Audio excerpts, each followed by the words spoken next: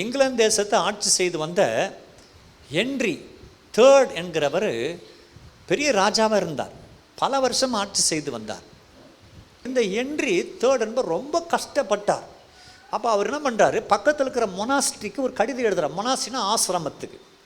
மொனாஸ்ட்ரியில் இருக்கிற அந்த ஆசிரமத்தில் இருக்கிற பிரயர் ரிச்சர்ட்னு சொல்லப்பட்ட ஒருத்தர் அங்கே தலைவராக இருக்கிறார். அவருக்கு எழுதுகிறார், prior Richard, I want to get rid of all my post.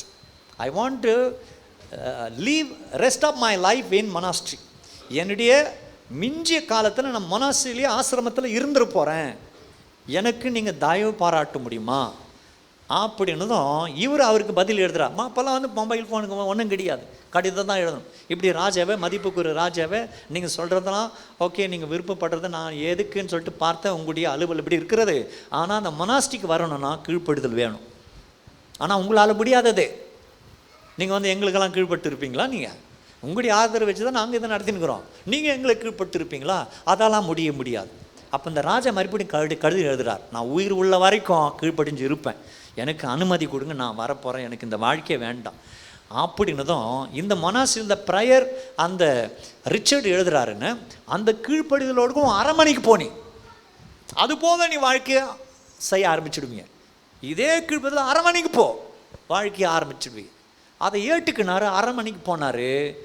ஆட்சி அதுக்கு பிறகு ரொம்ப அழகாய் அவர் நடத்தினார்.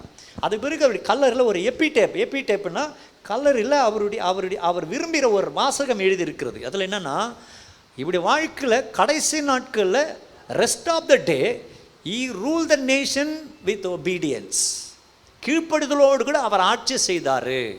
முன்னாடி இருக்கிற ஆட்சி விட இந்த ஆட்சி ரொம்ப சுகமாக இருந்தது. அவ்வளோதான். இருக்கிற இடத்துல கீழ்ப்படிஞ்சு கடவுளை தேடி போனாவே அது எல்லாமே பாலிஷ் ஆக்கப்படும்.